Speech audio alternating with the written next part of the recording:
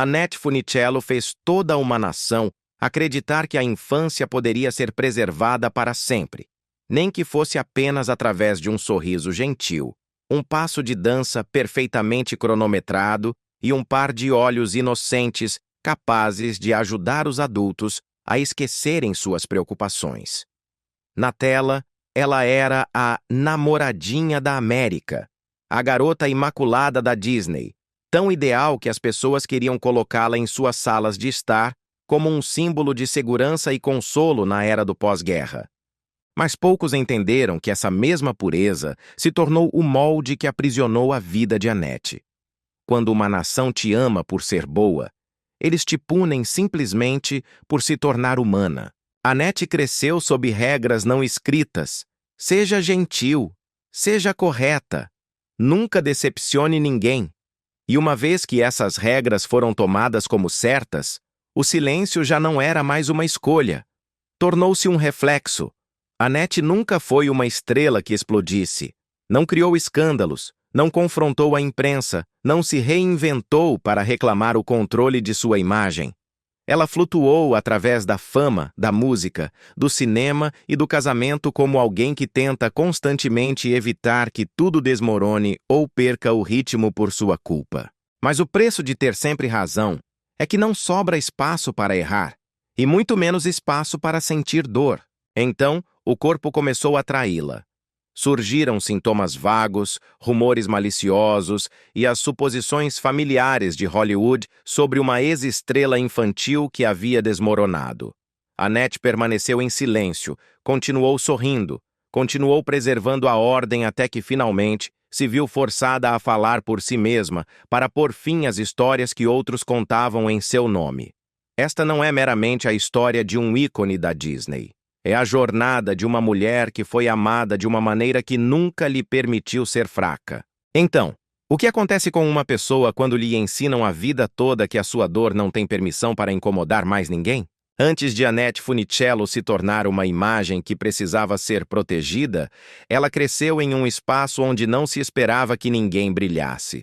Nascida em 1942 em Utica, Nova York, Annette veio ao mundo em uma tranquila cidade industrial onde a vida era medida pelas horas de trabalho, não pela atenção pública.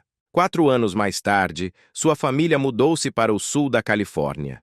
Como muitas famílias da classe trabalhadora americana nos anos do pós-guerra, não buscavam a ascensão social, mas simplesmente um ritmo de vida mais estável. Seu pai, Joseph Funicello, dirigia uma pequena oficina de reparação de automóveis. Sua mãe, Virginia Albano, ficou em casa para criar os filhos.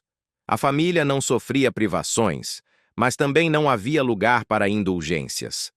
Tudo seguia uma ordem familiar: trabalho constante, conduta apropriada e uma regra tácita de não incomodar os outros. Na comunidade ítalo-americana, onde Annette foi criada, ensinava-se às crianças que manter a harmonia importava mais do que expressar a si mesmo. A estabilidade não exigia elogios, e a obediência era considerada uma virtude natural. Annette era uma menina quieta, instintivamente inclinada a dar um passo para trás quando cercada por outros. Na escola ou nas reuniões da igreja, frequentemente ficava na última fila, com as mãos juntas, como se até mesmo um movimento levemente forte pudesse atrair uma atenção indesejada. Quando pediam que se apresentasse, sua voz suavizava e vacilava, não simplesmente por timidez, mas por uma longa prática em deixar que os outros fossem primeiro, enquanto ela permanecia quieta. A dança e a música entraram na vida de Annette, não como um chamado artístico, mas como um exercício para aprender a ser correta. Seus professores a ensinaram a manter as costas retas, posicionar as mãos corretamente, mover-se com moderação. Instruções técnicas que gradualmente se tornaram ferramentas para o controle emocional. Quando não sabia o que dizer, ficava em silêncio e mantinha uma postura perfeita. Quando estava nervosa, sorria em vez de se explicar. Naqueles primeiros anos, a arte não era um lugar para a autoexpressão. Era onde ela aprendia a se dobrar suavemente para dentro. Sua primeira infância transcorreu em um ritmo tênue. Annette cresceu dentro da rotina de um lar da classe trabalhadora ítalo-americana do pós-guerra. A escola, o retorno para casa, ajudar com pequenas tarefas e a participação regular em atividades comunitárias. Esse ambiente funcionava mais por hábito do que por instrução explícita. As crianças aprendiam por observação, moldadas pela forma como os adultos viviam cada dia, comportando-se adequadamente, preservando a harmonia e ajustando-se para não se tornarem um ponto de ruptura dentro do grupo. Aos 12 anos, Annette atuou em O Lago dos Cisnes, no Starlight Bowl, em Burbank, Califórnia. Não foi um momento que ela experimentasse como destino, mas simplesmente uma apresentação que devia ser completada conforme o tempo ensaiado. Quando Walt Disney esteve presente na plateia e pediu para conhecê-la depois, a primeira reação de Annette não foi emoção, mas confusão e moderação. Nunca havia pensado em si mesma como alguém que pudesse ser descoberta. Para ela, ser notada significava ter que ser ainda mais cuidadosa com o comportamento adequado. O convite para fazer um teste para o clube do Mickey, Mickey Mouse Club, veio logo depois. Em 1955, Annette compareceu à audição junto com mais de 200 crianças que carregavam a mesma mentalidade familiar: seguir instruções. Não espere nada. Essa era a sua atitude. Quando a lista dos 24 Mouseketeers foi anunciada e seu nome foi o último a ser chamado, Annette mal reagiu. Não houve gritos, não houve lágrimas de emoção transbordante. O momento só se tornou tangível e real quando o contrato foi colocado diante de sua família. Um compromisso de 7 anos, com um salário semanal inicial de $160, com aumentos graduais até os $500 por semana. Esse foi o preço etiquetado para uma infância que estava prestes a pertencer ao público. No final de 1955, o Clube do Mickey começou a transmitir seus primeiros episódios. Annette aparecia regularmente em números de dança e esquetes breves, nunca apresentada como uma figura central. Tudo se desenrolou inicialmente exatamente como ela estava acostumada: ficar na posição correta, cumprir seu papel e sair do enquadramento quando era a vez de outra pessoa avançar. Mas apenas algumas semanas depois, a resposta da audiência começou a alterar o ritmo interno do programa, uma mudança que não estava no roteiro da Disney. O correio dos fãs enviado ao estúdio aumentou rapidamente, superando todas as expectativas iniciais da Disney. Ao final da primeira temporada, as cartas dirigidas especificamente a Annette Funicello contavam-se em aproximadamente 6.000 por mês, e depois aumentaram para entre 6.000 e 8.000 nos meses seguintes, a cifra mais alta de qualquer Mouseketeer. A sala de correio viu-se obrigada a reservar um container separado com seu nome. Para Annette, essa mudança não trouxe uma sensação de vitória. Ela não via o volume de cartas como uma distinção especial, mas como outra responsabilidade que devia ser administrada adequadamente. Todas as tardes, depois de filmar, ficava para assinar autógrafos, segundo as diretrizes do estúdio, responder a cartas selecionadas, manter sua letra ordenada e seu tom consistente. Não houve momentos públicos de emoção, nem declarações de sobressair acima dos demais. Essa mudança não veio de um papel estelar ou de um momento em que Annette fosse empurrada para o centro do palco. A Disney simplesmente tomou nota de sua confiabilidade. Seu calendário de filmagens tornou-se mais denso, sua localização dentro das apresentações mais fixa. Tornou-se estrela não por querer brilhar, mas por saber obedecer. Em 1958, o Clube do Mickey exibiu seu episódio final. A gravação de despedida aconteceu no cenário familiar onde Annette havia aparecido continuamente ao longo de seus anos de infância. Naquele dia, chorou muito. Mais tarde na vida, Annette lembrou que foi a vez em que mais havia chorado. Não era apenas o fim de um programa, era o fechamento do único mundo seguro que conhecia. O programa terminou, mas a máquina de trabalho não parou. Imediatamente após 1958, Annette permaneceu na Disney e foi transferida para um ritmo de trabalho diferente. O estúdio de som deu lugar ao estúdio de gravação. As canções que anteriormente haviam aparecido dentro das histórias de televisão foram regravadas e lançadas oficialmente sob um único nome: Annette. A transição para a música ocorreu de maneira rápida e eficiente, não como um experimento pessoal, mas como o passo seguinte já arranjado dentro da trajetória do estúdio. Em 1959, foi lançado Tall Paul, subindo para o número 7 na Billboard Hot 100. A canção moveu Annette para além do marco de uma ex-Mouseketeer e em direção ao mercado do pop adolescente em rápida expansão. Sua carga de trabalho intensificou-se notavelmente, sessões de gravação, aparições na televisão, turnês promocionais.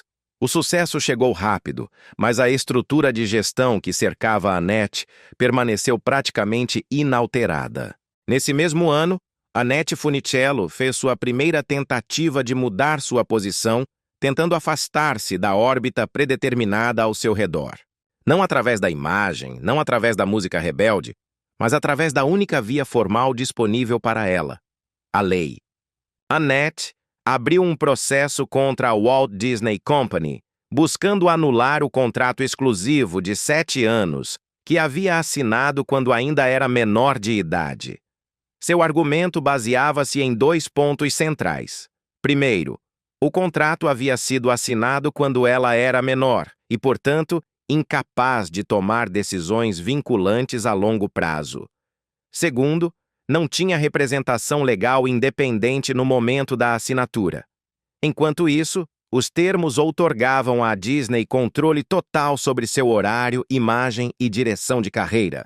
Este não foi um ato público de rebelião, mas um esforço calculado para testar se a lei poderia criar uma pequena abertura em um sistema que vinha operando com demasiada fluidez ao seu redor.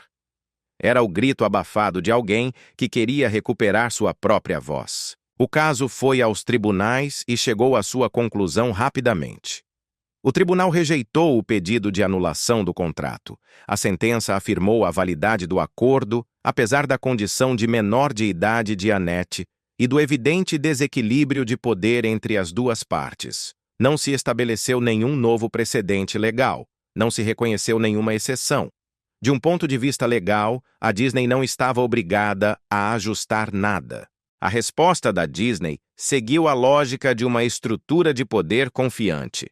Sem comunicados de imprensa, sem comentários públicos e, o mais aterrorizante de tudo, sem mudanças no quadro de trabalho que cercava Annette.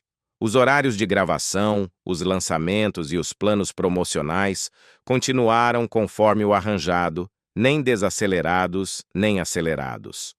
Não houve sinais de represália, mas também não houve concessões. O controle permaneceu intacto, agora reforçado não apenas pelo contrato, mas por uma decisão judicial. Do lado de Annette, o silêncio manteve-se plenamente. Nenhuma declaração após o veredito, nenhuma explicação em entrevistas, nenhum sinal de retirada ou confronto.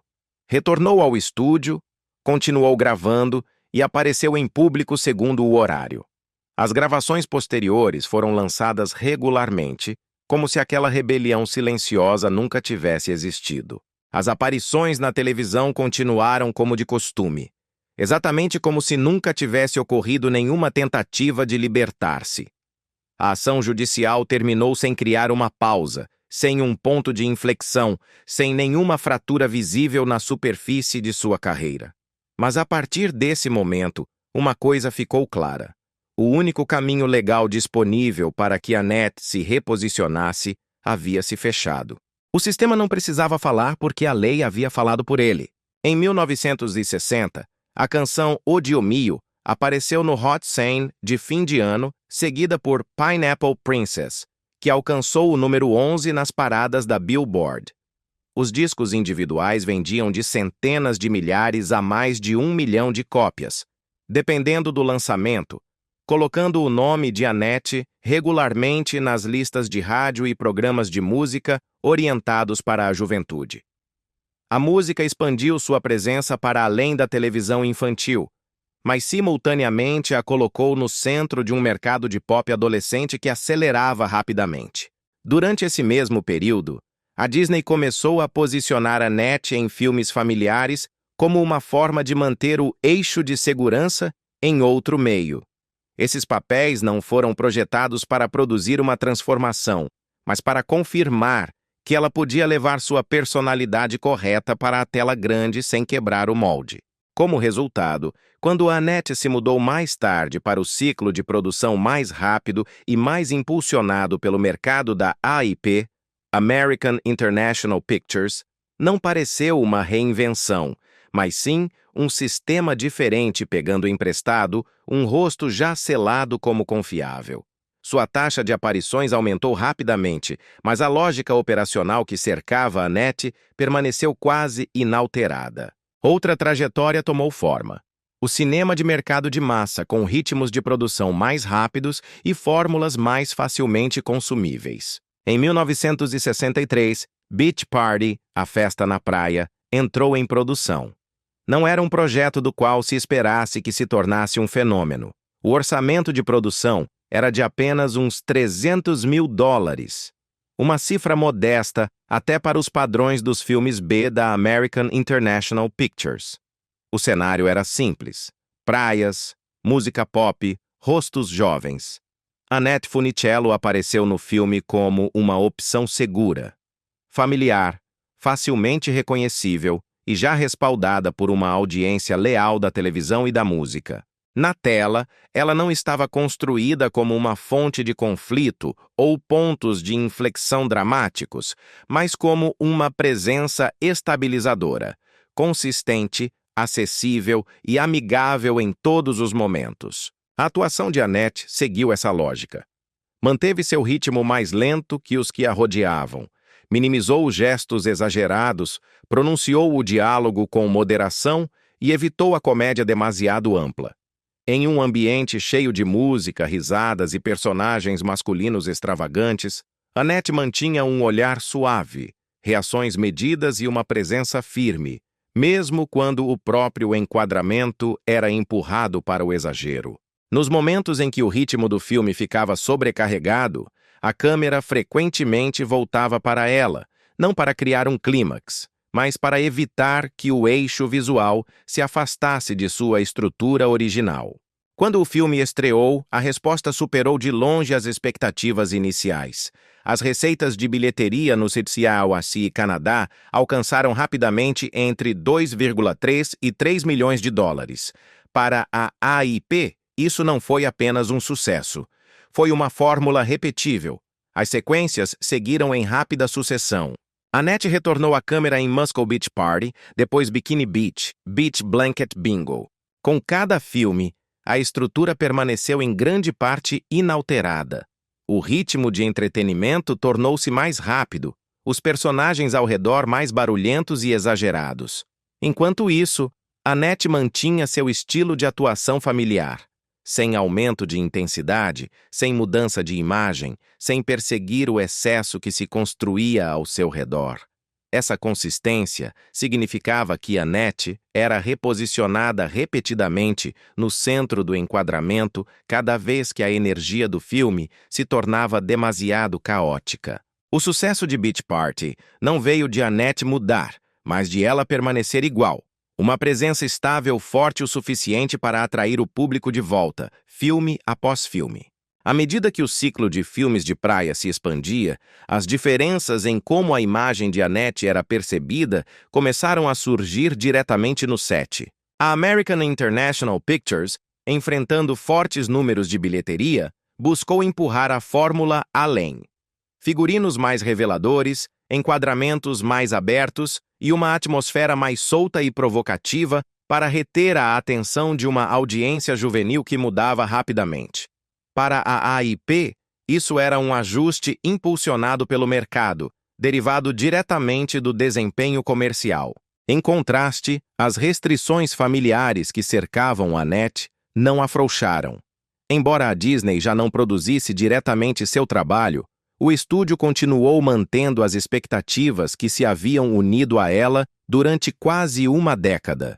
Sua imagem tinha que continuar sendo correta. Não devia quebrar o molde, não devia criar uma sensação de desvio para as audiências familiares. Duas lógicas operativas corriam em paralelo, nunca reconciliadas através de um acordo claro, mas coexistindo dentro dos horários de filmagem, na escolha do vestuário e na forma como Annette era colocada dentro do enquadramento.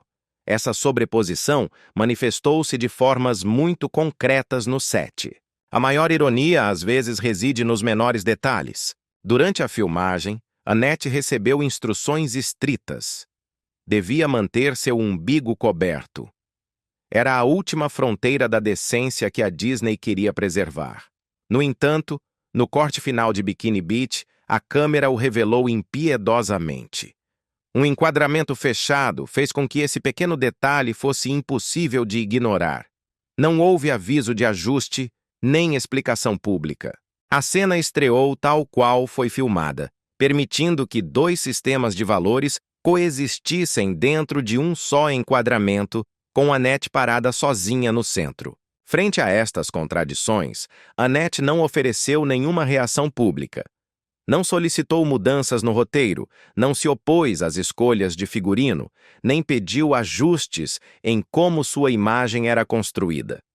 Nas entrevistas desse período, evitou mencionar as diferenças entre a Disney e a AIP, não comentou sobre as pressões nos bastidores e não se colocou em uma posição de explicação ou justificativa. A resposta de Annette tomou uma única forma: o trabalho contínuo.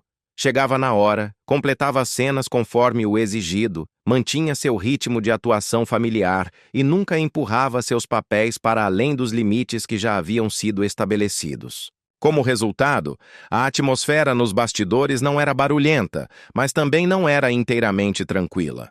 Referiam-se a Annette com apelidos depreciativos, como a mascote da Disney, Disney's Pet.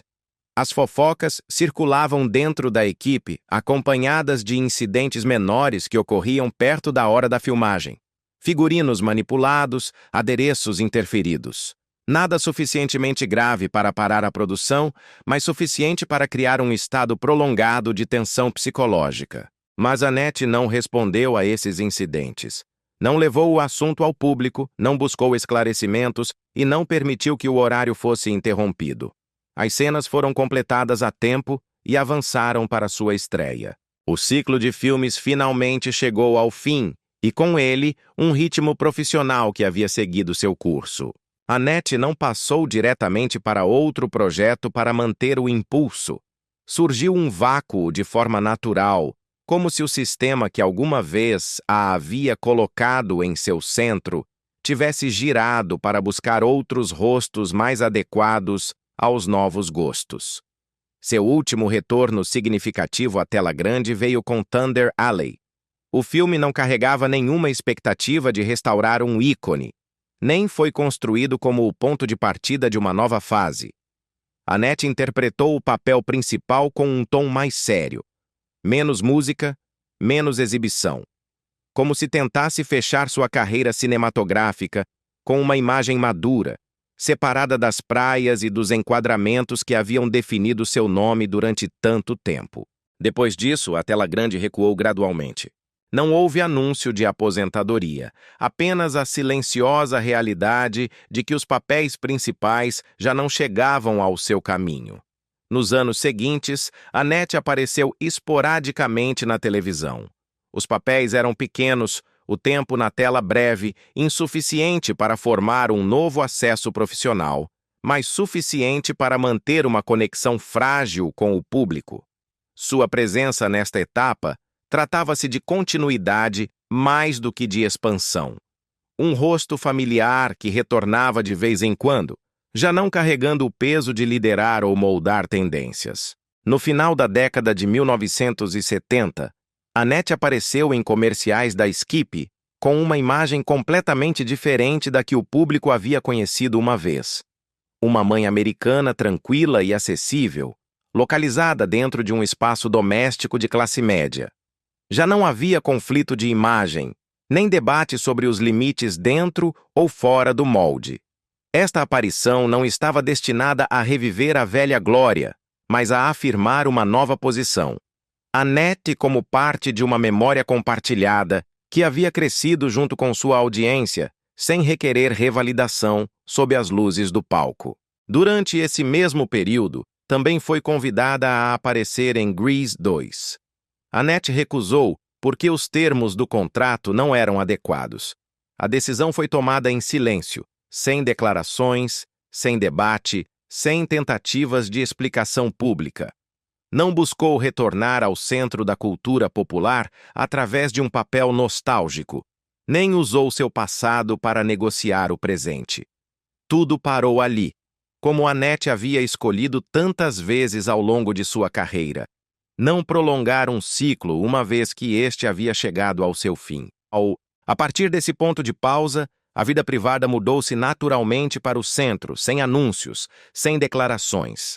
O amor entrou na vida de Annette Funicello não como uma fuga dos holofotes, nem como um ato de rebelião contra a imagem que estivera ligada a ela desde a infância. Chegou em silêncio, corretamente, quase como se colocasse exatamente onde a vida já lhe havia preparado espaço. Muito parecido com a forma como Annette sempre havia entrado em cada papel importante de sua vida. Não saindo da ordem existente, apenas mudando sua posição dentro dela. Em 1965, Annette casou-se com Jack Ghilardi, um ator e produtor. O casamento ocorreu enquanto a imagem da namoradinha da América ainda estava claramente presente na vida pública, e enquanto a própria Annette ainda era reconhecida principalmente como um símbolo em vez de como um indivíduo a quem se permitia a liberdade de tentar e errar. Tornar-se esposa não significava retirar-se do público como alguém que fecha o passado. Significava mudar para outro papel dentro da mesma ordem familiar. A mulher de quem se esperava que mantivesse tudo estável. Nos anos que se seguiram, Annette deu à luz 3 filhos, Gina, Jack Jr. e Jason. A maternidade não chegou com uma mudança declarada nem com uma retirada performática. Não houve discurso de despedida ao palco, nem uma imagem construída de sacrifício. Annette simplesmente reduziu o alcance de sua presença pública, colocou a família no centro de sua vida e permitiu que passassem as oportunidades profissionais se exigissem demasiada fricção com seu novo ritmo doméstico. Para Annette, isso não foi experimentado como uma renúncia, mas como uma forma de ordem que precisava ser preservada. A família, assim como sua imagem pública anterior, tornou-se uma estrutura mantida através do silêncio, da paciência e do ajuste constante. Continuou fazendo o que havia aprendido desde a infância, encaixar-se precisamente no espaço circundante para que nada perdesse o ritmo devido à sua presença. No entanto, dentro desta calma prolongada, as tensões acumularam-se lentamente. O primeiro casamento de Annette não se dissolveu através de um evento impactante, mas através de um desajuste gradual e silencioso ao longo do tempo. Sem escândalos, sem acusações, sem detalhes oferecidos para que o público julgasse o certo ou o errado. As diferenças ficaram sem nome, o esgotamento não se expressou. A separação ocorreu em 1981, limpa e silenciosamente, de acordo com a forma como Annette sempre havia enfrentado a ruptura em sua vida. Sem exposição, sem explicação, sem deixar nada para trás para o escrutínio externo. Depois que terminou seu primeiro casamento, Annette não retornou aos holofotes em busca de uma validação renovada. Não usou a fama para preencher o vazio pessoal. Também não transformou sua vida privada em uma história para ser contada. Em vez disso, entrou em outro relacionamento, mais lento, mais discreto e menos governado pelos moldes que certa vez controlaram sua vida anterior. Em 1986, Annette casou-se com Glenn Holt, um homem fora do centro da indústria do entretenimento. Este segundo casamento não se construiu sobre o glamour ou a expectativa pública, mas sobre algo que Annette sempre havia valorizado, mas que raramente possuía no passado. A sensação de existir sem ter que manter uma imagem. Não era um amor narrado através de momentos climáticos, mas através da resistência da vida compartilhada, onde Annette já não tinha que estar no centro, mas ainda conservava seus hábitos familiares. Colocar as necessidades dos outros primeiro, manter tudo em ordem e permitir que suas próprias emoções recuassem para um segundo plano. Cabe destacar que, mesmo em sua vida privada, Annette raramente se permitia tornar-se aquela que exigia. Falava pouco dos desejos pessoais insatisfeitos e não deixava que os pequenos conflitos se tornassem confronto. Assim como em sua carreira, Annette escolheu manter as coisas funcionando sem problemas, mesmo quando isso significava que ela mesma se retirava gradualmente do centro de sua própria vida. Apenas um ano depois, chegou um convite familiar. Back to the Beach, de volta à praia, foi proposto como uma reunião suave, não uma tentativa de reviver uma tendência, não uma ambição cultural, simplesmente um aceno à memória. Annette concordou em participar, não como um retorno ao topo, mas como uma aparição cuidadosamente controlada. No set, tudo seguiu o velho ritmo. Luz do sol, música, rostos familiares, risadas colocadas onde pertenciam. No entanto, foi aqui que começaram a surgir os primeiros sinais. Não suficientemente claros para serem nomeados, mas suficientes para que Annette sentisse que seu corpo começava a operar de maneira diferente. A princípio, era uma fadiga desproporcional à carga de trabalho. Depois, breves momentos de desequilíbrio, um leve entorpecimento em seus membros, pequenos atrasos nos reflexos que outros poderiam deixar passar. Mas Annette não deixou. Não contou a ninguém, nem à equipe, nem aos seus colegas de elenco. Para Annette, estas não eram coisas para serem nomeadas ou reclamadas, mas coisas para serem mantidas em ordem, assim como tantos aspectos de sua vida anterior. Depois que Back to the Beach foi completado, Annette retornou à vida privada. Os sintomas não desapareceram. Apareceram esporadicamente sem um padrão consistente, o que dificultava defini-los como um problema grave. Annette continuou fazendo o que havia feito durante décadas: ajustar seu horário, reduzir as aparições, escolher o silêncio em vez da explicação. Não houve anúncio de pausa, nem declaração de saúde, nem narrativa pública oferecida. Esse silêncio foi rapidamente preenchido por suposições vindas do exterior. À medida que Annette aparecia com menos frequência, a mídia começou a fazer perguntas. Quando seu modo de andar mudou em algumas raras aparições diante da câmera, os rumores começaram a circular. Alguns diziam que ela estava em declínio, outros sussurravam sobre o álcool. Os artigos reviveram um motivo familiar de Hollywood: a estrela infantil que não pôde suportar o peso do passado. Foram retiradas velhas frases e aplicadas a uma mulher que há muito tempo havia se afastado dos holofotes, como se o público ainda precisasse de uma explicação facilmente digerível para sua ausência. Annette não respondeu a nada disso. Não corrigiu o registro. Não emitiu nenhuma declaração de saúde. Não fez nenhum esforço para restaurar sua imagem. Em suas raras aparições, manteve seu comportamento familiar, falando o justo, sorrindo corretamente, saindo cedo. Para Annette, ser mal interpretada não era novidade. O novo era que, pela primeira vez em sua vida, seu silêncio já não era lido como uma virtude, mas interpretado como decadência.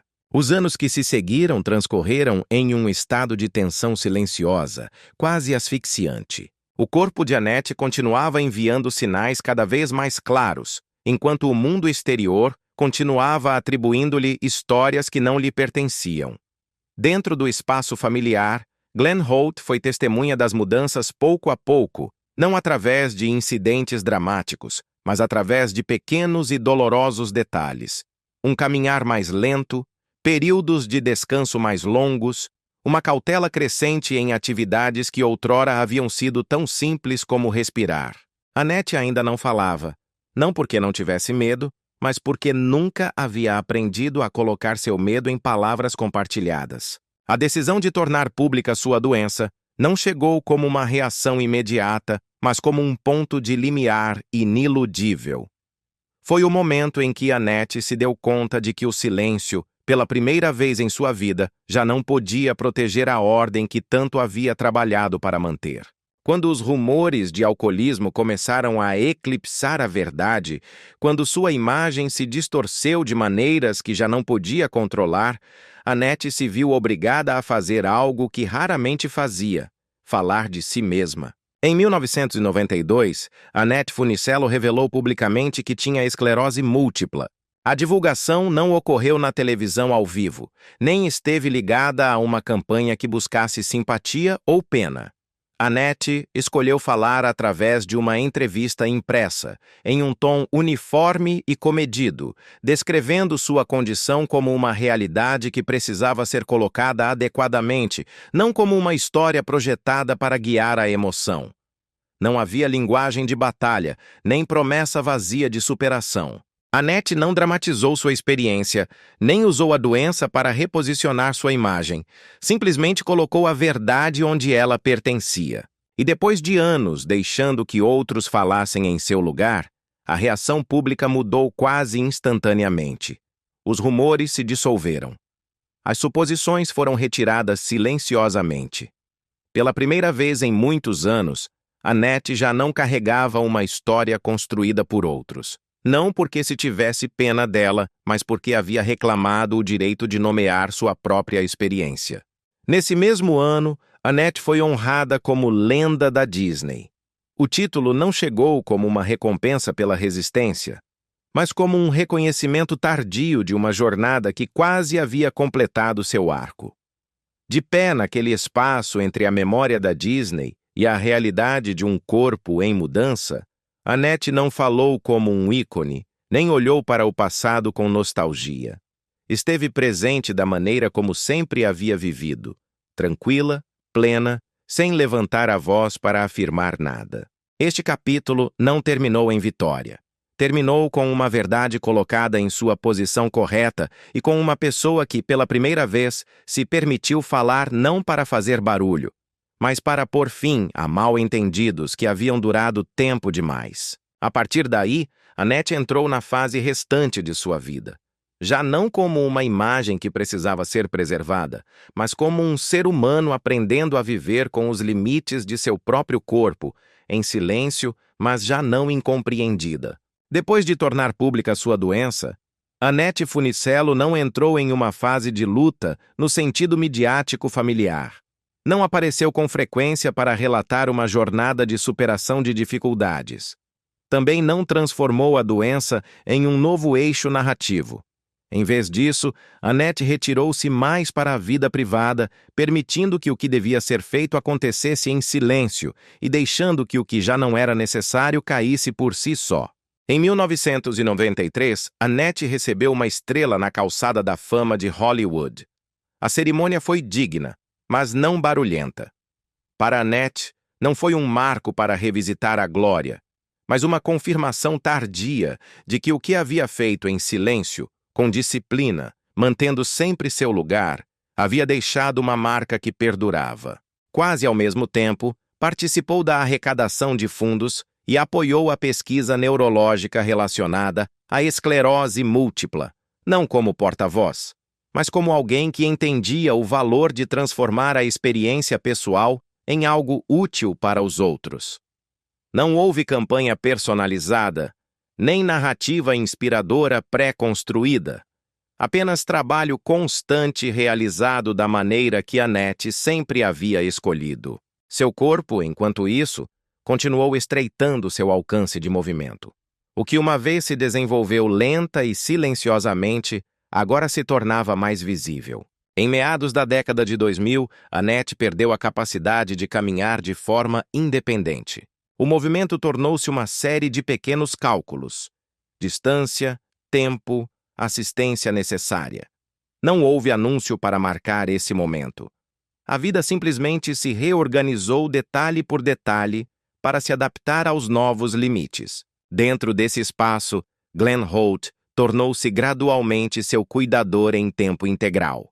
A transição não ocorreu através de votos ou declarações de sacrifício, mas através do ritmo diário.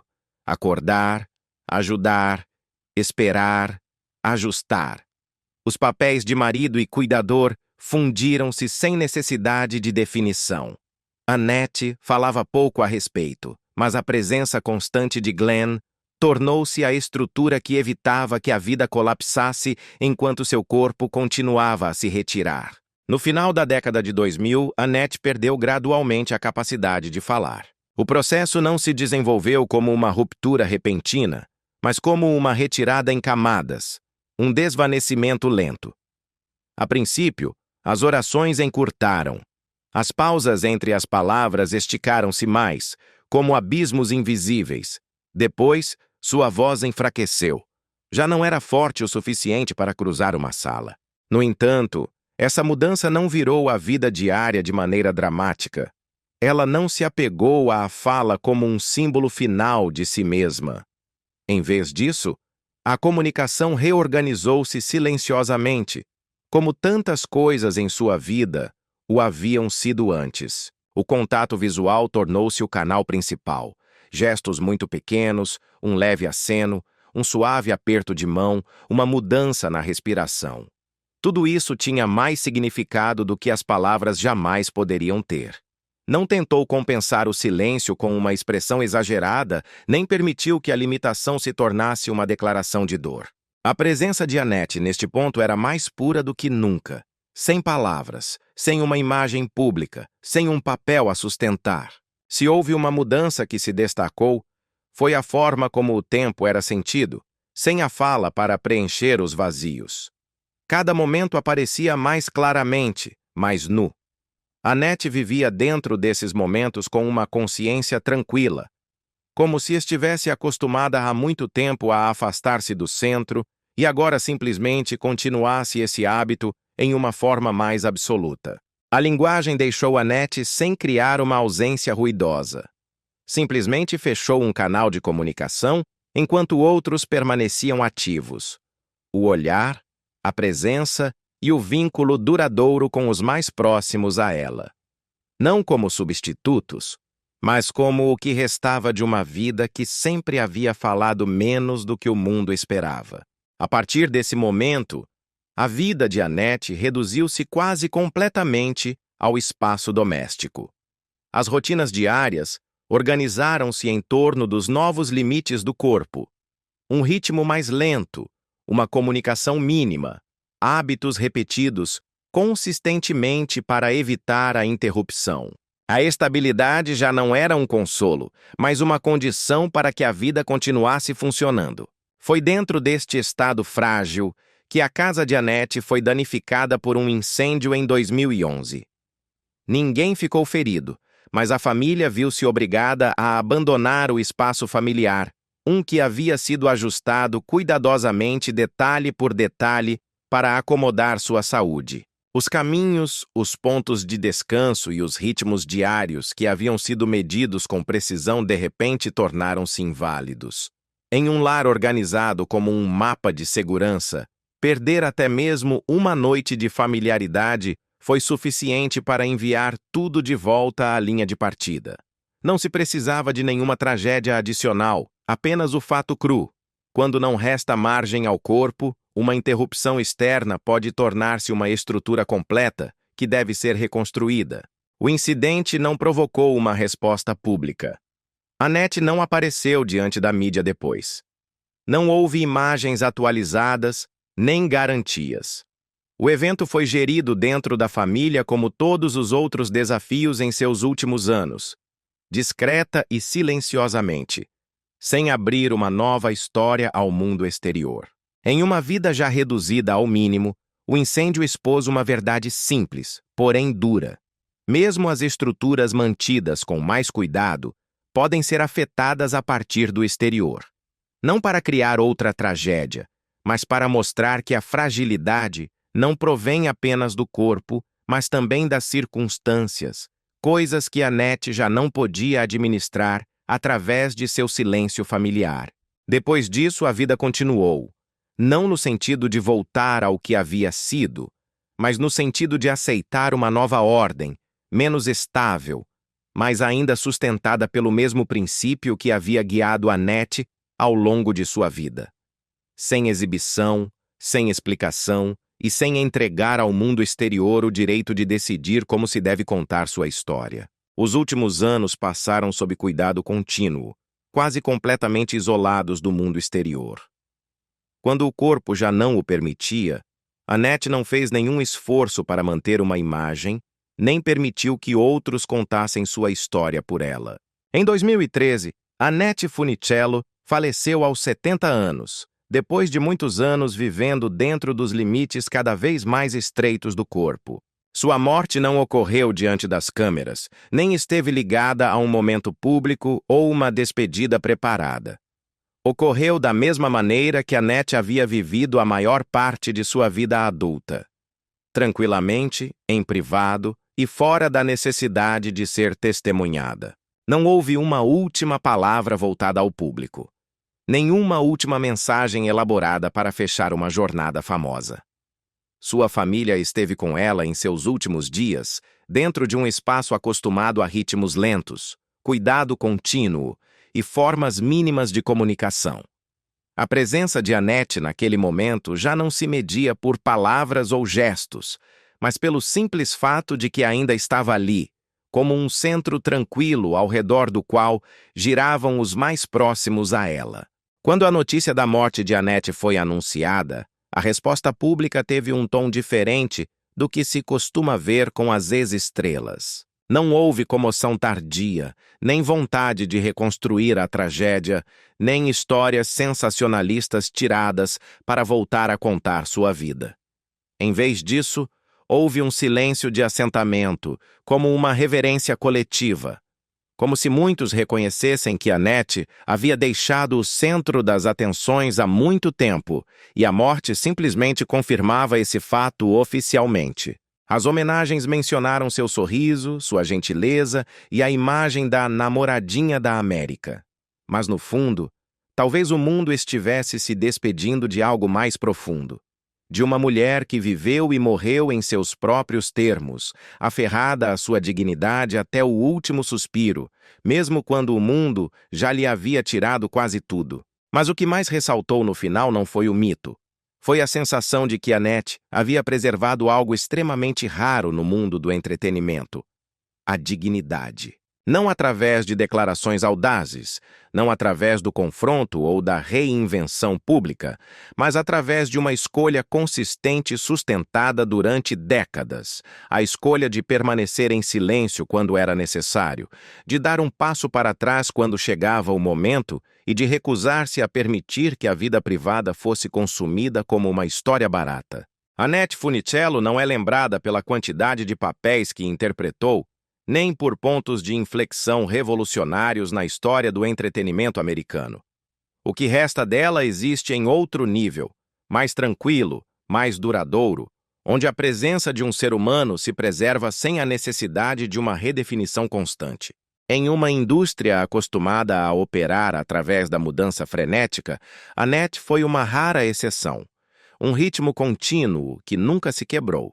Do Clube do Mickey até o ciclo de filmes de praia e depois os anos de retirada do centro, Annette não deixou para trás uma imagem final que precisasse de proteção. Deixou para trás uma série de escolhas consistentes, onde cada etapa não negava a anterior, mas se sobrepunha sobre ela como camadas de sedimento em um rio tranquilo. Sem inversão de imagem, sem tentativas de reinventar-se, para acompanhar o ritmo do gosto popular. Annette escolheu ficar quieta enquanto o mundo se movia. E é precisamente essa quietude o que a tornou um marcador estável na memória coletiva. O que resta depois de Annette Funicello não é a imagem de um ícone lutando contra a doença, nem uma história de decadência. É a marca de uma pessoa que viveu plenamente dentro de seus limites, que aceitou a retirada não como um fracasso e que preservou seu caráter mesmo quando seu corpo se retirava gradualmente dela. Annette partiu sem precisar de mais explicações. E talvez esse seja o final mais apropriado para uma vida que sempre escolheu falar o justo e estar plenamente presente em um mundo acostumado a ser arrastado pela mudança. Tado pela mudança. Tado pela mudança. Tado pela mudança. Tado pela mudança. Tado pela mudança.